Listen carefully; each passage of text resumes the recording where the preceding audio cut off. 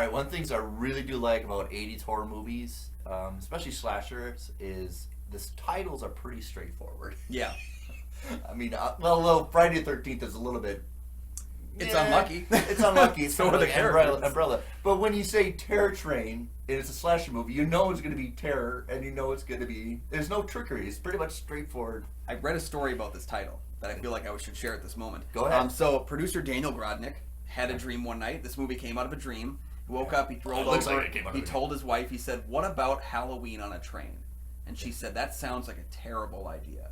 So he wrote down the words, "terrible train."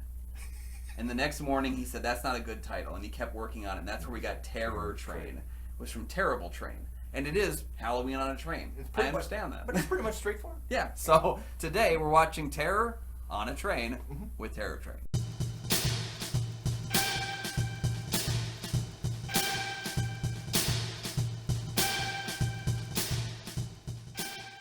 All right, welcome back to the show. I'm one of your hosts, Kyle Goethe from GoatFilmReviews.com. I'm Nick from the St. Paul Filmcast. Thanks again for finding us. Thanks again for watching. And for our loyal fans, thank you for continued support of the show. You can follow the show on Twitter and on Instagram. We do have a Patreon. Check that out for some great deals to tell us what to do. And since we did prom night, I figure it's a good opportunity to do Terror Train. Yeah, so 3 years ago at fraternity Sigma Phi's New Year's Eve party, a cruel prank is played on awkward and shy pledge Kenny Hampson, which leads to his incarceration in a psychiatric hospital. Alana Maxwell has been living with the guilt of this prank ever since, especially on this year's New Year's Eve party aboard a train. When a masked killer makes his way aboard, disguised as a friend, Alana and the other members of Sigma Phi's celebration are about to find that this train is full with the brink of terror. Okay, so, you know, they always talk about the Beatles and the Rolling Stones. Beatles and Rolling Stones. And the Beatles are all for those clean-cut kids.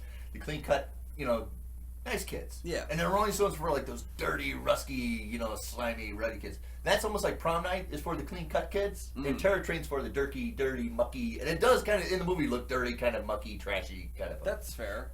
Comparison. That's kind of my comparison between Prom Night and Terror Train. Yeah, we're welcoming ourselves into, I guess, the closing chapter of our trilogy of Jamie Lee Curtis discussions. Yeah. Because, you know, Prom Night, this movie, Halloween all came out in pretty rapid succession. All in She did response to Halloween Halloween. 2.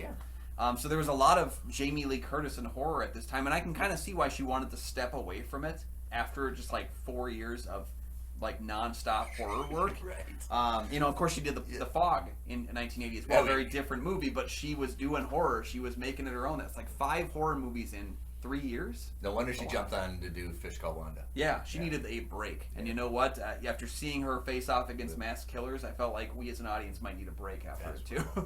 Yeah. So one of the interesting components of this, and this is another reason I wanted Kyle to watch this, is the cinematographer is Stanley Kubrick's cinematographer.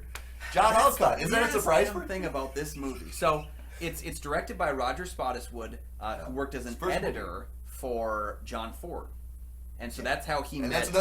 That's how he met Ben Johnson, our lead actor, our train conductor, and I'm guessing maybe that's how he got a hold of John Alcott to do cinematography. He must have been in the business enough where he knew people who knew people, and he was able to accumulate quite a ragtag but very strong group of crew members. Right. And it's Ben Johnson, Sam the Lion from The Last Picture Show. Yeah. And he said he had a great time filming that movie with kids. Yeah. Even the director. They're all a bunch of kids having a good time. You know, back to The Last Picture Show, like, you better be careful that masked killer don't get him, or this could be his last picture show. Which is the complete opposite we know about the old people filming Caddyshack, because we know Yeah. Ted Knight was annoyed with them. He was in his 60s, and he's like, these kids are just out of control. And it was not really acting for him. He really was just irritated with them. But I think that's where Spottiswoode got a lot of the solid work, was that he picked people like John Alcott to do cinematography, like Ben Johnson to lead, but he also listened. And that's something very important when you're a young director he's got great skills in the editing booth, I'm sure, but when you're first starting off with your first big movie, Ben Johnson goes up to him and actually gave like advice and gave tips and stuff, and it was accepted and it was worked together, and I think that created a stronger thing. Ben Johnson, I didn't expect to be like, oh, the conductor is my favorite character in this movie. He is. Yeah, it's kind of, right? Because he went up to Spottiswoode and he said, can you go through the script and remove any unneeded dialogue? He goes, John Ford always used to do that for me. Cut out any unneeded dialogue. That sounds like unless John you have, Ford. it's clean cut, it's ready to go. And he did that for him. And so that's why Ben Johnson, although being very much an exposition machine, because he just keeps giving us the clues that kind of move the narrative movie, forward. right, in the movie, He's never boring giving that exposition. No. He's engaging, and he uses the exposition well. And I think that's why we make fun of exposition in movies, like the guy who's going to tell you all the stuff you need to know. Right. When it's done well, it works. Yeah, we don't cancel it out, but you kind of need that. Yeah. And it almost is. It's almost you almost apologize for it because he's the adult in the movie with a bunch of college kids, and he's telling them, "Hey, we need to do this," and they kind of listen to him. We need to get on the train and see who is the murderer, right? And then we only need to go one compartment so we know who owns the murderer. Yeah. And can I say, I absolutely love the opening part where, not the opening prank itself, because I think that scene is a little junky, but the opening part of how the killer gets on the train. When he goes and he finds the Shelley character, if you will, you have to be careful. the goofball, and he kills him in front of everyone, and they all think he's pranking it. And I'm like, oh my god, it's brilliant. And then he removes the mask and it's a fantastic way for the killer to enter the scene, because then no one is looking for a killer. They're all looking at their friend, and it's, oh my god, it's so brilliant. So what we learned from watching The Prestige is magic done in front of you is very convincing. There's a whole theme of underlining of magic, right? Yes. Of illusions and how you can get away with it. Everybody's wearing a mask, and you just appreciate, oh, that's that person, even though they're wearing a mask. I just assume that's the person. Yeah. Yeah, the whole film is drenched in illusion as a tool for killing. Like the motive is vengeance, but the weapon is illusion. It's all about being able to hide behind a facade. And I think the characters who figure out this facade are the ones who are able to escape, and the ones who can't figure it out are the ones who die by the wayside. Right. And it's funny almost that the David Copperfield character was not in the original script. Because the movie is so much about illusion, it's very funny that he was not actually in. That was kind of like when they made Gremlins. They got the cast and everybody in the shot locations, and like, oh wait, we got to make Gremlins. What's the name of the movie? Which change it to humans real quick. But that's funny to me because the movie does feel like, even like the killer is hiding behind that it's comical that the character in the movie that is the magician was written in because one of the producers just liked magic and wanted magic in the movie. And this is the only performance of David Copperfield not playing himself.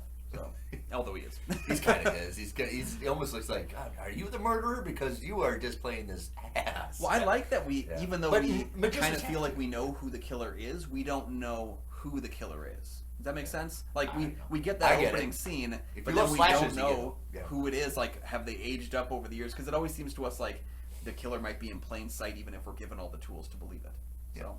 And I love the great intro of the screaming train. It's screaming like a horror movie, like ah! And that's true, yeah. And he filmed it at night, so John Alcott knows what he's doing. Yeah. He's shot really. I mean, it's hard to. I think they had to do 35 because it's closed-in environments, but exteriors. Yeah, it would have been very tough to shoot in this thing. Like, there's so many claustrophobic moments. Like getting a camera crew in there. It's very congested. It has to be. He came up with some clever ideas, though. He used pen lights, like actual Dr. pen lights. To light the faces. Yeah. And it does feel like these characters are all kind of sitting in front of a candle that they're holding. And it's a cold, it feels like Black Christmas in a way, where it's got this kind of like Christmassy wonder to them. Yeah. But it never feels like there's a guy with a pen light in front of your face, even though there's a guy with a pen light in front of your face. Like they did with Raging Bull, they had like an open gas canister. They did this open, so it looks like it's still steamy. Yeah, almost like there's a level of camera trickery that you buy into, and that's clever, and it's not easy to do. So. Right, yeah. So if you know really good, clever camera work, you can get away with it. Almost like they did the thing where the guy's head stretches, but they realize it's a fire, so they put like a lit stick under the camera. Oh yeah. So it reminds you that it's still fire. Yeah, that's true. It's all about how much can you trick. Yeah, everything going on behind the camera, in front of the camera. Thematically, is all about illusions. So. But we learned in film school that camera in film is still kind of part of the whole umbrella of magic. Yeah. It's illusions, trick knives and everything. And that's probably why they like to incorporate magic into this movie, because it's still part of the vessel of giving the illusion that people are getting murdered. Yeah, I mean, it's the definition of movie magic, not to get hoity-toity and emotional, but like the first piece of movie making was 30 images in a flip book. I mean, that's movie making. The first filmmakers were magicians like George Millay. Yeah, it was all about being able to convince people that what they're seeing is real, and that goes back to the pen light. That goes back to the fact that they filmed this on a train car at night, like a not in use train car anymore, and they literally just made it the choice to rock the train car back and forth during filming to give the illusion. Get those long of sticks. movement. All right, I'll be the production assistant. Like, Yeah, All right, it's that'd be a snowing. heck of a workout, though. I mean, that's just 8 hours a night just tugging away at that. hey, it is fun to do the snow behind the window. I've done that before when you have the bag of snow and you're like, because you're like, don't dump all at once. I know, I'm trying not to. And you're up on a ladder and you're like, but it's snowing out the window. Yeah. So it's all about that element, and that's why I think Terror Train is a bit of a special movie, because it does feel like a bunch of people getting together. It feels who are friends to dirty. make a It movie. feels grimy, dirty kind of. Yeah. I have a theory as to why I feel that, though. And that is because even in Prom Night, the characters did a bad thing, but it does seem like most of them are good people. Yeah. Whereas this is a movie where the characters did a bad thing much more recently, and most of them don't feel bad about it. No. We have Alana. We have Jamie Lee Curtis's character who feels bad. She's supposed to feel bad. That whole stare down between the killer and her. Like, Yeah. I'm really sorry. I don't believe it. I don't believe it either. Well, I don't believe that she didn't know what she was doing when she did the prank, but I do feel like she feels bad for it, and I think that's where the element of, again, like, not always likable but interesting, and then we have a character who's not likable but very interesting in Hart Bachner as Doc. Hart Bachner is one of my favorite awful people. Because he's movie? in Die Hard, and Oh, he's right, an awful person in Die Hard. Yeah. He was in Supergirl, and he was awful in that. He has a cameo in the remake of Carrie as the parent of one of the kids, and he's awful in that. He is the awful actor, and I think he's great at it. He likes doing it. He loves doing it. We like that. The whole movie was me just thinking of him in Die Hard going, Hans, Bubby. And it's part of the illusion. You probably see him in real life doing something good, and you're like, what? Yeah, I have to imagine that maybe he's just a good person in life and just enjoys playing the bad guys. Christoph Waltz said that too. He said he likes playing the bad guys more because no one's ever offered it to him before. I'll share a story. One time I work with teenagers. I don't do it anymore, but I was doing volunteer work at the Special Olympics, and one of the students I work with realized I was working as a volunteer, and they're like, Mr. P, what? You're a good person? Because I like to. I'm still not convinced. You're volunteering with the Special Olympics. You're a good person. Well, this is just a cover. Yeah, I'm fooling you, kid. They got a free food bar over there. I'm gonna take Right, advantage just of pay it. me in food, so that's why I'm here. Right? It's actually so Terror Train is part of a twofer, if you will, of 1980s horror films on a vehicle made by the same producers. They also produced Death Ship in 1980. Well, yeah. So there's your twofer. There's your double feature. Well, you can think homework. producers' minds going, let's make more money out of it. Let's keep the do the concept same going. kind of thing. Yeah. Instead of a trains, do a ship. Hey, Poseidon Adventure work. Let's just do that. But yeah. I guess when you can say Death Ship kind of coasted off into the distance, disappeared into the fog that of went way filmmaking. out of everybody's consciousness. Yeah. Whereas Terror Train kind of pervaded, and I think because of how some critics looked at the film. I mean, the film currently only holds a 36% on Rotten Tomato with all the updated reviews. But I think you then. love slashers. You love this movie. Yeah, like I and do. this was a case too of back during that time period. Every film critic saw every major movie and had to write something on it. Whereas nowadays, if you're a horror film person, you will go see predominantly more horror films as a critic. Like it's something that you do. I know a couple of critics that I've talked to in LA. Some of my favorite critics that I've spoken to, and they're like, "Well, we work with horror films. I write for a horror film website. I go see every horror film, but I like horror movies. So like you get that sensation that today's critics are viewing the film that they want to view." Right. And that's where like the critics like score needs to be analyzed. This is 36%, but it's because every critic, even the ones who hated horror, had to go see this movie. I know it's and trashy, pervaded it. but it's shot. It's John Alcott. He's a very well accomplished cinematographer. I know Ben Johnson's great. I know the formulas. I know what's going to happen. But I do enjoy kind of watching this. Oh, I enjoyed that. And Roger went on to do Turner Hooch. Yeah, well, Yeah, I know Turner Roger. Hooch, Yeah, yeah. Spottiswoode did Turner and Hooch. I always think of he did The Sixth Day, that clone film with Arnold. He did Which a Bond film. He did Tomorrow Never Dies. Tomorrow Never So he made it. He made it to the list. You know, he got to do one of the Bond movies. So It'll be interesting to watch Terror Train and then go watch Turner Hooch because there's some really kind of almost dancing on horror with that movie. With violence and everything. And then Tom Hanks danced on a lot of horror. He like never went full horror, but he appeared in the horror Burbs, stuff. right? Yeah. So it'd be you can see the evolutionary step that even though this is kind of regarded almost throwaway, that it has retained as much as other movies we cited like Death Ship, also even Prom Night a little bit. Yeah. And that's because we just know the dynamic. We know that it's going to be the catalyst is going to be outrageous and ridiculous. Well, and that's what I'm going back to with things like, I think the film is more popular because of some of the notoriety it got at the time. I mean, it made Roger Ebert's most hated list of movies, which is not, it's almost harder to get on the most hated list than it is to get on the best list, because you really have to piss someone off to make them want to do that. But then you also I think the reason why Prom Night is more well-known, and I do think Prom Night is more well-known, is that it had 3 sequels and a remake. Terror Train did have a remake. It was in 2008. It was called just Train. So you don't even know that it was about that. How am I supposed to know? Right. But it's never really kind of lived in that realm of a franchise, because that's what a lot of 80s horror was. It was things that hit big once, and then we made. That's what they wanted to do. They wanted a franchise. They wanted a spark. And this is a movie that I think would have been tough to build a franchise around. But I think overall, I like it more than Prom Night. I think it's a more engaging and fun movie than Prom Night. And part of that goes back to the killer. That Groucho Marx mask is horrifying. It is. And I don't get... It's the weirdest damn mask, but it's so terrifying. And that's how probably another why I'm interested, because my dad and I, when I was a kid in the 80s, we would watch Marx Brothers movies. And then I saw probably the cover of this. Hey, it's Groucho Marx, but he's a killer. My dad's, I'm not, no. Oh, yeah. But it's Groucho. We like, no, we're not watching that. But like 25 minutes into this movie, when he takes that mask off and replaces it, I'm sad. Because that mask is so good. And it's got that level you almost wish I could carry it on through the movie. Right? Well, it's got that level of Michael Myers' mask is not that notable in the first movie, just happens to be plain, and it works almost for the reasons we don't expect it to. Right. Jason's hockey mask became iconic with him. I think had he worn that Groucho Marx mask the whole movie and continued on, kept wearing it, it would have become an iconic level mask, which maybe would have been wrong for the Marx Brothers. Well, they're all gone by that. They don't care anymore. Just sue, right? Yeah. There's no such thing as a Santa Claus. Right? Yeah. So it's dirty. It's cheap, it's fast, and I think it's one of those you probably will see in the last drive-in. Yeah. Yeah, it's one of those, and that's why I enjoy it. And you can tell where we're going to go later in the 80s. Yeah. I think it's one of the ones that sadly came out in a time when a bunch of other horror movies were coming out, and some of them just had to get sacrificed. We talked about it with The Burning and The Prowler. Those 2 movies got sacrificed to the larger movement of horror.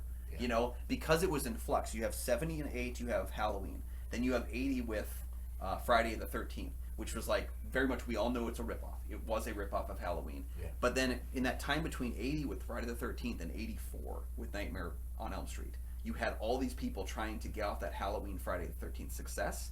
But the thing is, we already got that. We already got that with Friday the 13th, so everything else got kind of trampled, Yeah, we just try to do the same things until you figure out a little bit different with Nightmare on Elm Street. And because that's not a ripoff of Halloween. It's it's its own thing, and that movie became such a thing that it changed the landscape again. Then every movie was trying to be Nightmare on Elm Street. Yeah. So it's going to happen. That's how this kind of stuff works. And I regard this as a little bit like late 70s. This is very punkish, because punk disco. It has more in common with Halloween than Prom Night did. It does. It feels more in line with that. But even though it has a lot, it seems to have a lot more in common with Prom Night. Killer Out for Revenge. But it's very much a Halloween follow-up. They realize you got to get your characters to start out right away. They have a big kegger party out in the woods, or outside, and we're from Minnesota. You know how having a teenage party. You got to stay warm at night. You got to have a fire. New Year's is tough for Minnesotans, especially teenage Minnesotans. Hey, the best thing about having a kegger out in the winter is you don't have to worry about ice. You just dump it in the snowbank. There you go. So we had a guy who had a big metal tub, and you just fill it with ice. And then he would just that seems unnecessary when it's in January. Oh, we just had that year round. Yeah. Hey, if you didn't know, when your beer is real cold and it crystallizes, that's fun. Yeah. Then you get chunks of what the heck? Right. Don't break that bottle off. Yeah. Canadians know all about it, right? One last thing I want to point out with this movie is how amazing the German title is. I know this is just an aside. What is this German title? The German title translated to Monster on the Night Express Train. I wish that was a series of its own, because that sounds kind of that's still a little bit straightforward. Yeah, it's just maybe the monster is human. Because of the costumes that he uses? I'm guessing that's it. Like Creature of the Black Lagoon kind of a thing, and then Groucho, and then... I love when you can just have fun with your German title and just go crazy with it. But I think I prefer that title to Terror Train. I would watch the heck out of that movie. Monster, right, yeah. I love it, yeah. So, have you seen Terror Train? You should. You really should. If you love slasher movies, love horror, especially from the 80s. Well, and if you're watching this show, our Saturday show with horror, you probably have Shudder. It's streaming right now on Shudder. It's a pretty good copy of it too. It's one of those like Dead Snow. You get a group of friends and you just can group of friends. I think that's what's so special, and we talked about this with Bay of Blood. is that it's the kind of movie you can get people around and then go in and say who's going to make it and who's going to not make it. And it's kind of fun with your buddies to make that little like checklist, get some chicken wings and beer, and just enjoy yourself. It's a good hangout, watch a horror movie. And it starts exactly, what was that movie with Linda Blair? Was it Hell Night? Yeah. Yeah. The big party, and then something goes wrong, and then we're going to go kill him one by one. It's a little bit like that. Oh, I mean, paint by numbers to be sure, but I think this is one where the style succeeds. But yeah, let us know in the comment section down below what your thoughts on Terror Train were. Yeah. Where does it sit in your Jamie Lee Curtis early 80s horror ranking? What's your favorite one? Is it Halloween? Is it The Fog? Is it Prom Night? Is it this movie? We want to hear about it, so let us know down in the comments section. And while you're down there, drop a like for the video. It helps the channel out immensely, and it's something free you can do. You can also subscribe, and then you'll never miss an episode of the show. We have episodes Mondays, Thursdays, Saturdays. We got all sorts of good stuff. And you know, Nick's drinking his coffee out of a mug, and you know why? Because he's sacrificing his Starbucks every month so he can join the Patreon. The link's down in the description. You can get Minnesota, great content. We're Caribouans. Yeah. We're Caribouans. Caribou coffee. Yeah. But let us know. You can check out that Patreon, and then you get access to things like Picks with Kyle and Nick, our monthly show. Yeah. We just did an episode on our favorite physical media stuff for last month. That's up right now. And you can get a lot of cool access to things as well. So check that out. And until next time, you can find my film reviews at GoFilmReviews.com. You can find my podcast, the St. Paul Filmcast, when I interview local filmmakers from the greater Minnesota area and the Twin Cities, anywhere you find podcasts. All right. So bundle up, get on the train, try not to get murdered, and we'll see you New Year's.